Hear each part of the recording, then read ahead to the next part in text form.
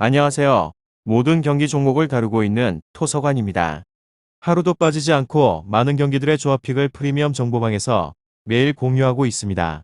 참여를 원하시는 분들은 영상 하단 댓글 보시면 오픈 채팅 링크 있으니 문의 주시길 바라며 구독과 좋아요 한 번씩 부탁드리겠습니다. 그럼 이번 경기 정보 시작하겠습니다. 유벤투스 비아레알 축구와 관련하여서 챔스 16강 2차전의 일정으로 1차전에 있어서는 두 팀과 관련하여서 1대1로 승부를 가리지 못했습니다. 유벤투스는 1차전 원정 경기에서 무승부를 기록한 곳으로 챔스 진출을 위해서 피오렌티나를 떠나서 팀에 합류를 한 블라호비치가 본인의 커리어 첫 챔스 경기에서 중요한 골을 넣었습니다. 그로 인해서 이번 시즌 챔스 7번의 경기에서 5승 2무의 무패로 행진을 이어가고 있는 중입니다.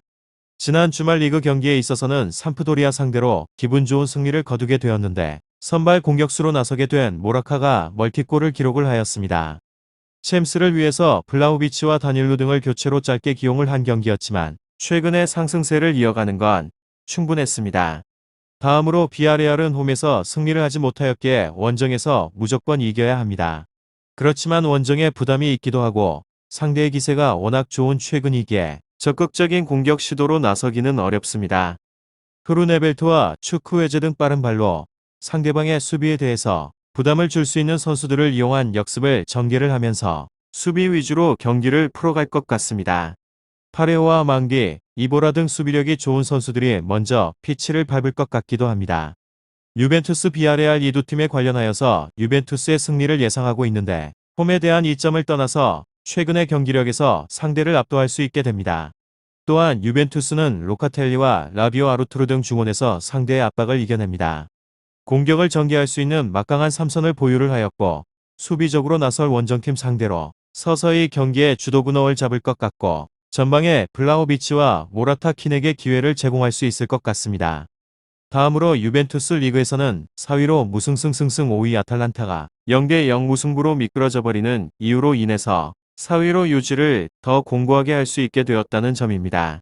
물론 아탈란타가 한 경기를 덜 치르기는 하였지만 한 경기를 이긴다고 해도 5점 차이이기 때문에 이번에 비아레알전에 있어서도 마음 편하게 치를 수 있을 전망으로 보여집니다. 이곳은 디발라가 훈련에 복귀를 하였다는 소식이 있는데 디발라가 없이 치르게 되었던 비아레알과의 1차전에서의 공수 연결골이 부재를 뼈저리게 느끼게 되었습니다. 그리고 유효한 슈팅은 2회에 그친 곳으로 그 당시 블라호비치가 한 골을 득점을 하긴 하였지만 필드 플레이어 중에 있어서 볼에 대한 터치가 가장 적었다는 점과 관련하여서 24회에서 중원에서의 창의성 부재만을 뼈저리게 느끼게 되었습니다. 최근에는 아르투르를 빌드업의 리더로 삼게 되는 추세이기 때문에 디발라가 돌아오게 된다면 공격에 있어서는 더욱더 큰 활기를 불어넣을 수 있을 것으로 보여집니다. 유벤투스 비아레알 축구 디발라의 컨디션에 있어서는 변수이긴 하지만 득점을 기대를 해볼 수 있는 상황입니다. 이곳은 키엘린이 역시나 단체로 훈련에 복귀를 하였다는 소식을 보게 되었는데 그동안은 루가니가 더리에르의 파트너로 나오기도 하였지만 역시나 구관이 명관이라고 한다고 해도 키엘리니 만큼의 안정감에 있어서 주지는 못할 것 같습니다. 키엘리니가 복귀를 하게 된다면 키엘리니 루가니 더리어트의 300이라는 옵션도 생기게 되는 상황입니다. 홈에서 실점률에 있어서는 절반 가까이 줄어든다는 점에 있어서도 감안을 하게 되면 안정적으로 운영이 가능할 것으로 보여집니다. 결장자는 자카리아 키에사 키엘리니 조르지 보누치 디발라 메케니 선수입니다. 다음으로 비아레알 리그에서는 7위로 승무승패승, 챔스 진출권인 4위와는 6점의 차이가 납니다. 멀다고 볼 수는 없는 상황이지만 최근에는 아틀레티코의 기세를 감안하게 되면 당장에 따라잡기 어려워 보이는 것이 사실입니다. 우선적으로 리그에서 6위에 진입을 하여서 유럽 대항전에서의 진출을 확정짓게 되는 것이 현실적이라고 볼 수 있을 것 같습니다. 이곳은 비아레알의 장기는 역시나 후방에서의 빌드업입니다. 유벤투스 비아레알 원정에서의 경기에서 56%의 점유율을 유지를 하면서 차근차근 전진을 하는 것을 선호를 하기도 합니다. 챔스에 있어서는 모레노보다는 단주마의 활약이 더 두드러지는 상태입니다. 한 가지 걸리는 점이 있다면 유벤투스 중원이 공격적인 지원과 창의성은 모른다고 해도 수비력과 활동량에 있어서 강점을 드러내게 되는 선수가 많다는 점입니다. 그렇기 때문에 세트피스를 노려보는 것도 한 가지의 방법이라고 할 수 있고 유벤투스가 세트피스의 상황에서 열골을 실점을 하고 있는 상황인데 비아레알 팀도 세트피스에서 9골을 넣고 있는 만큼 유효한 공격적인 방법이 될 수도 있을 것 같습니다.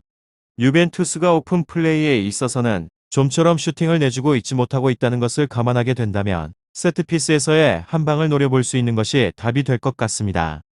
이곳은 유효한 슈팅을 최대한으로 주지 않으려 하는 성향을 가지고 있는 곳입니다.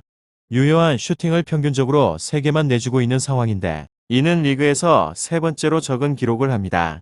유벤투스의 디발라가 돌아온다는 것은 변수이긴 하지만 아직까지 컨디션을 담보를 할 수 없기도 하고 디발라 이외의 중원에서 결정적인 패스를 넣어줄 선수가 부족하다는 점을 고려하게 된다면 디발라를 집중으로 견제를 하는 것으로 효과를 볼 수 있을 전망입니다.